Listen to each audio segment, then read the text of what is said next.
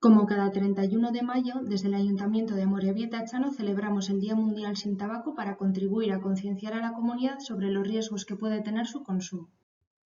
Sabemos perfectamente que el tabaco tiene multitud de efectos negativos a corto y a largo plazo, que van desde estimular el sistema nervioso central hasta causar multitud de enfermedades como la enfermedad pulmonar obstructiva crónica, pasando por problemas de corazón, malos olores, envejecimiento prematuro de la piel, 60 tipos de cáncer, etc.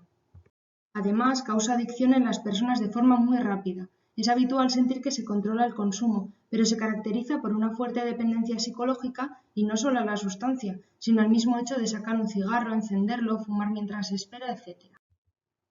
Además, también genera muchos intereses económicos. Se mueven muchos millones anuales por todo el mundo.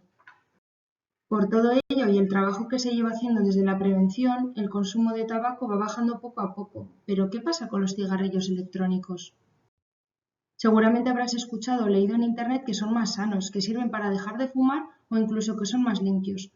Como hay tantos mitos e información falsa, aquí te traemos lo último que se ha descubierto sobre el tema, desde organismos de confianza, claro. ¿Son más sanos? Fumar y sano no debería ir en la misma frase. Dicen que tienen menos sustancias nocivas que los cigarros tradicionales, pero también tienen sustancias no seguras para la inhalación y no está demostrada que tengan menos riesgos. Necesitamos, por lo tanto, más estudios neutros que nos digan realmente a qué nos exponemos al fumar. La mayoría de los estudios los han hecho o pagado las propias empresas tabacaleras.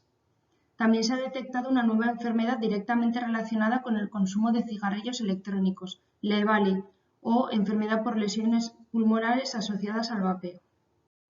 Por otro lado, escuchamos continuamente que mucha gente ha dejado de fumar gracias a los cigarros electrónicos.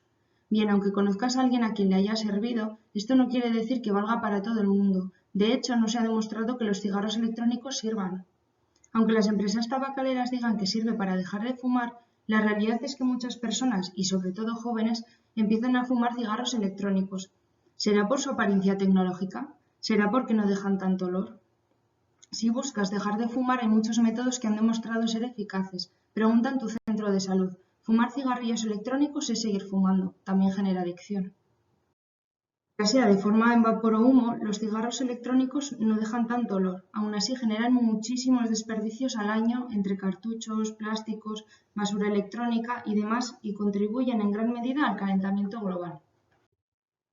Además, el humo o vapor también afecta a las personas que fuman de forma pasiva, aquellas que no quieren fumar pero que aún así respiran el vapor o humo de los cigarros electrónicos. Más aún, está demostrado la relación entre fumar y el contagio y empeoramiento por COVID.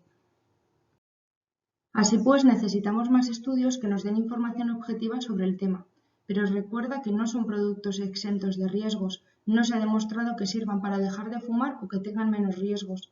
Generan adicción.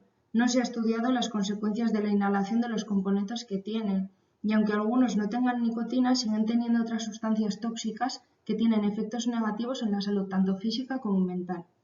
Además, en Euskadi se rigen por las mismas leyes que regulan el tabaco convencional, por lo que es legal solo a partir de los 18 años, no puede hacerse publicidad, etc. Muchas gracias por la atención. Para más información no dudes en contactar con el Servicio de Prevención de las Adicciones de Amorebieta Echano o buscar más información en sitios siempre fiables y contrastados.